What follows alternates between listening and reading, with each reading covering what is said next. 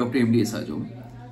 ইদানিং কিছু পেশেন্ট আমাদের কাছে আসছে ট্রিটমেন্টের জন্য, এসে ডিরেক্টলি এসে আমাদের বলছে ডাক্তারবাবু আমাদের সাইনাসের সমস্যা হয়েছে।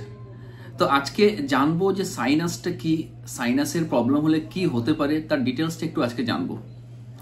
প্রথমত হচ্ছে যে টপিকসটা নিয়ে আলোচনা করতে চাইছি সেটার নাম হচ্ছে সাইনোসাইটিস। তার আগে জানবো যে সাইনাসটা কি, নর্মাল অবস্থায় সাইনাসটা কি। সাইনাস একটা এয়ার ফিল স্পেস, একটা পাইপের মতো যদি বলতে চাই, আমাদের স্ক্যাল মাথার মধ্যে থাকে এবং এটা কোথায় কোথায় প্রেজেন্ট থাকে, বিহাইন্ড দ্য ফোরহেড, ঠিক এই ফোরহেডের পেছনে, ন্যাজাল বোনের পেছনে, চিকের পেছনে এবং আয়ের পেছনে, চারটে জায়গাতে কিন্তু স্পেস এটা থাকে। এয়ার ফিল স্পেস চারটে জায়গাতে থাকে স্কালের মধ্যে। এর কাজটা হেলদি সাইনাস কোনো ব্যাকটেরিয়া কিংবা ভাইরাসকে কোনো রকম ভাবে কন্টেন করে না। এর কাজটা কি, মোস্ট অফ দ্য টাইমের কাজটা মিউকাস ড্রেন করে এবং সেটা আমাদের এয়ারকে মিউকাস ড্রেন করে এয়ার স্পেসটাকে আমাদের ব্রেথের জন্য খুব পিওর করে দেয়, কোনো সমস্যা হয় না এবং এটা নোজ দিয়ে সে এয়ারটাকে আমাদের ড্রেন আউট করে। এটা হচ্ছে নর্মাল সাইনাসের কাজ।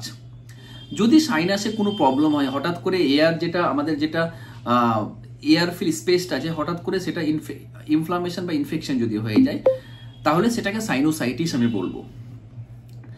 তো আজকে জানবো আমরা সাইনোসাইটিসটা কি, এটা জানবো। সাইনোসাইটিস একটা ইনফ্লামেশন টিস্যু, আমাদের সাইনাসে একটা ইনফ্লামেশন টিস্যু, যেটা স্পেসটা কোথায়, ফোরহেডে, চিক এবং নোজ এবং আয়ের পেছনে যেটা থাকে সেটা ইনফেকশন হয়ে যায়। এটা বেসিক্যালি এয়ার ফিল থাকে, সেটা ইনফেকশন হওয়ার জন্য কি হয়, যে পাইপটা, যে সাইনাসটা থাকে, সেই সাইনাসের মধ্যে কিন্তু ফ্লুইড চলে আসে।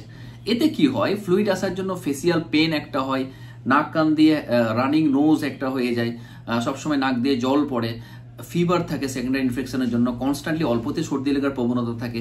এটা ম্যাক্সিমাম অনেক কারণের জন্য হয়। অবশ্যই ঠান্ডা লাগার জন্য হতে পারে, ব্যাকটেরিয়া কিংবা ভাইরাসের জন্য হতে পারে, অ্যালার্জিক কিছু প্রবলেমের জন্য হতে পারে এবং ফাঙ্গাল ইনফেকশনের জন্যও হতে পারে। তো এটাই হচ্ছে সমস্যা। সাইনোসাইটিস একটা ইনফ্লামেশন এবং সোয়েলিং আমাদের সাইনাসে এটা হয়ে যায় এবং তার জন্য কি হয়, সাইনাসগুলো ব্লক হয়ে যায়। ব্লক হওয়ার জন্য আমাদের ফ্লুইড জমে, তার জন্য কিছু প্রবলেম হয়। এটাই হচ্ছে সাইনোসাইটিসের ডেফিনেশন। তো সাইনোসাইটিসের এটা ডেফিনেশন। আমরা টাইপ অফ সাইনোসাইটিস যদি বলি, কত ধরনের সাইনোসাইটিস হতে পারে, এটা 4 ধরনের সাইনোসাইটিস আমাদের কিছু পেশেন্ট আমাদের কাছে নিয়ে আসে। একটা হচ্ছে অ্যাকুট সাইনোসাইটিস। অ্যাকুট সাইনোসাইটিসটা কি, খুব তাড়াতাড়ি 2-4 দিনের মধ্যে হয়েছে, হঠাৎ করে পেশেন্ট ন্যাজাল কনজেশন, তার সঙ্গে নাক দিয়ে কনস্ট্যান্ট জল বেরিয়ে যাচ্ছে, লস অফ স্মেল হয়ে গেছে, ফেসিয়াল পেন একটা আছে, তার সঙ্গে একটা হেভিনেস ফিল একটা ফেসের মধ্যে আছে এবং এটা ম্যাক্সিমাম 4 উইকস থাকে এবং এটা বেসিক্যালি দেখা যায় একটা ভাইরাল ইনফেকশনের জন্য হয়, লাইক কমন কোল্ড। অ্যাকুট সাইনোসাইটিসটা হয়। সাব অ্যাকুট সাইনোসাইটিসটা কি, 4 সপ্তাহ থেকে 12 সপ্তাহ অবধি থাকে। যখন অ্যাকুট সাইনোসাইটিসটা যখন ডিলে হচ্ছে তখনই হয়। ক্রনিক সাইনোসাইটিসটা কি 12 সপ্তাহের বেশি থাকছে এবং তার পেছনে ডেফিনেটলি একটা কজ থাকে, ব্যাকটেরিয়াল ইনফেকশন থাকতে পারে কিংবা ফাঙ্গাল একটা ইনফেকশন থাকতে পারে। আর একটা কি, রিকারেন্ট অ্যাকুট সাইনোসাইটিস একটা হয় রিপিটেডলি, এক বছরে হয়তো 2বার 3বার 4বার হয়তো হচ্ছে এক বছরে, সেটাকে রিকারেন্ট সাইনোসাইটিস আমরা বলবো। ব্যাকটেরিয়াল ভাইরাল সাইনোসাইটিসটা কি হয়, ভাইরাস সাইনোসাইটিসটা একটা কমন কোল্ড জন্য মোস্টলি হয় এবং এর জন্য সাইনোসাইটিস দেখা যায়। ব্যাকটেরিয়ার জন্য সেম জিনিসটা হয়, ব্যাকটেরিয়ার জন্য হয় সেটা ব্যাকটেরিয়া সাইনোসাইটিস বলবো, ভাইরালের জন্য হলে ভাইরাল সাইনোসাইটিস বলবো। যাই হোক না কেন, তার সিমটমটা একই জিনিস আমাদের কাছে থাকতে পারে, যে প্রবলেমটাই হোক না কেন। অনেক সময় ফাঙ্গাল সাইনোসাইটিসও দেখা যায়। তার প্রধান কারণটা হচ্ছে স্পেশালি ফাঙ্গাস হওয়ার জন্যই এটা হয় এবং তার জন্য আমাদের ইমিউন সিস্টেমকে কিন্তু দুর্বল করে দেয়। এটা হচ্ছে মেন প্রবলেম। আর একটা কজ সব থেকে ইম্পর্টেন্ট, কোভিড, যেটা আমরা করোনা ভাইরাস যেটা বলছি, COVID-19 also important factor, also important for sinusitis এবং COVID-19 কিন্তু সেম প্রবলেম কিন্তু আমাদের কাছে নিয়ে আসে। যে ধরনের সিমটমগুলো সাইনোসাইটিসে আমরা পাবো, COVID-19ও সেম ধরনের সিমটম কিন্তু থাকে। এই জন্য ডিফারেন্সিয়াল ডায়াগনোসিস অনেক সময় টাফ হয়ে যায় আমাদের, তার জন্য কিছু ইনভেস্টিগেশন আমাদের ডেফিনেটলি প্রয়োজন পড়ে।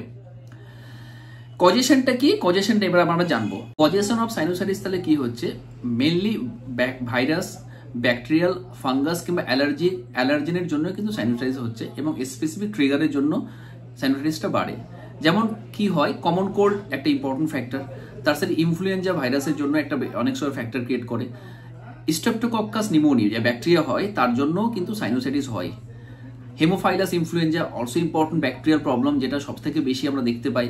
তার সাথে ন্যাজাল এবং সিজনাল অ্যালার্জি, এটা একটা ম্যাক্সিমাম পেশেন্ট আমাদের আসে যে একটা স্পেসিফিক সিজনে হয়, উইন্টার সিজনে অনেক সময় উইন্টার সিজন স্টার্ট হলো তখনই এই প্রবলেমটা হয়।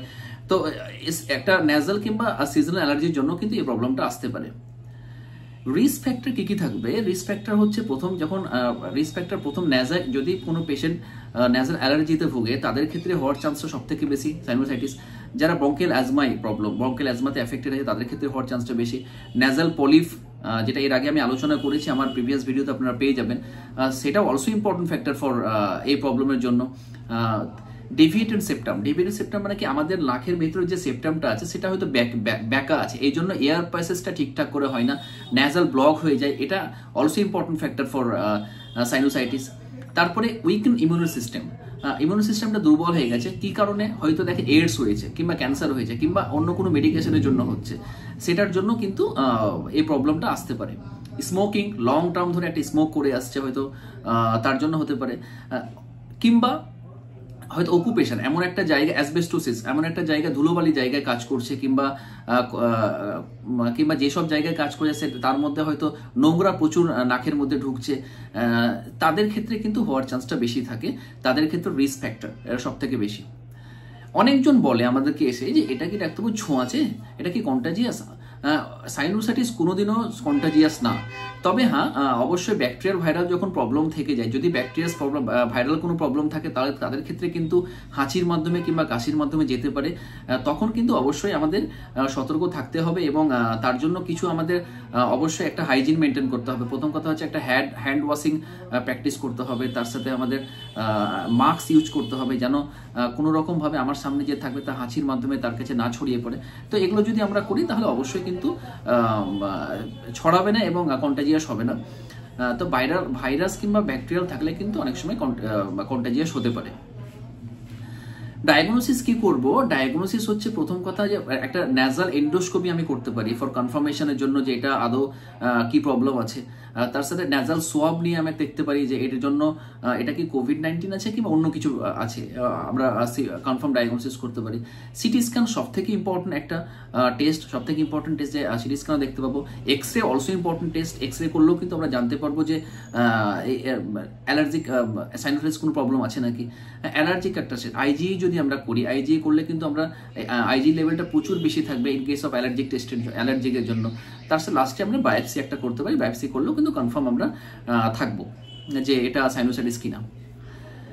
এবার আমরা বলবো যে হাউ টু প্রিভেন্ট, আমরা কি করে সাইনোসাইটিসটা প্রিভেন্ট করব। তাহলে প্রিভেন্ট আমরা কি করব? প্রিভেনশন, প্রথম কথা হচ্ছে আমাদের হ্যান্ডগুলো ওয়াশ করব। অবশ্যই যারা আমরা এফেক্টেড হয়ে থাকবো, যারা যদি ভাইরাল কোনো কিংবা ব্যাকটেরিয়ার কোনো যদি সাইনোসাইটিস হয় তাহলে অন্যজনের ক্ষেত্রে কিন্তু ছড়িয়ে যাওয়ার চান্সটা বেশি থাকবে। আমরা যখন হাঁচি স্প্রিজিং করতে যাবো কিংবা কাফ, তখন আমাদের হাতের মধ্যে কিন্তু থাকতে পারে। তো প্রথম কথা হচ্ছে আমরা হ্যান্ডশেক করার আগে কিংবা কারোর সঙ্গে মিট করার আগে কিন্তু আমরা অবশ্যই একটা হ্যান্ড ওয়াশ ডেফিনেটলি ইম্পর্টেন্ট।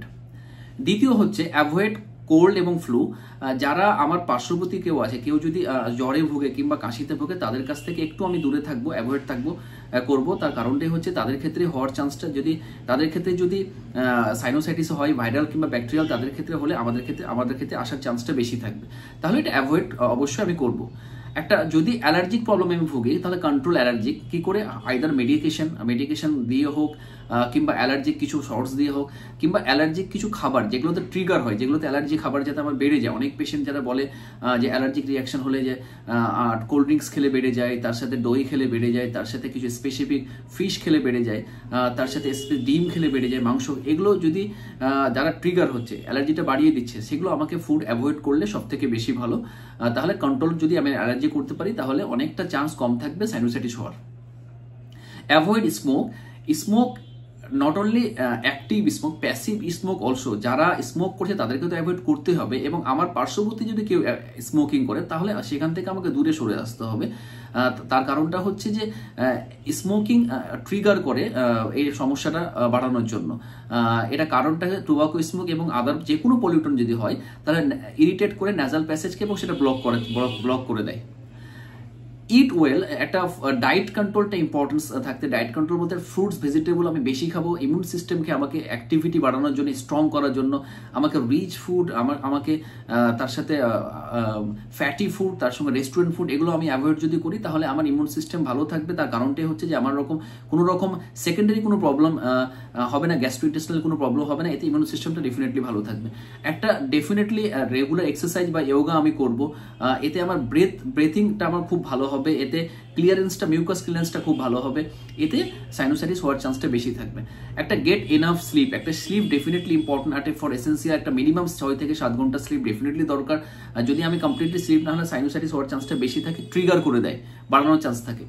তার সাথে কি হয় যে আমি অনেক সময় ভাপ নিতে পারি, অনেক পেশেন্টকে আমরা বলি যে ন্যাজাল যাদের প্রবলেম এরকম হঠাৎ করে হয় তাদেরকে হয়তো একটা গরম জলের মধ্যে দিয়ে কাপড়টা দিয়ে ন্যাজাল একটা ভাপ নিতে পারি, এতে কনজেশনটা অনেকটা আমাদের কমবে।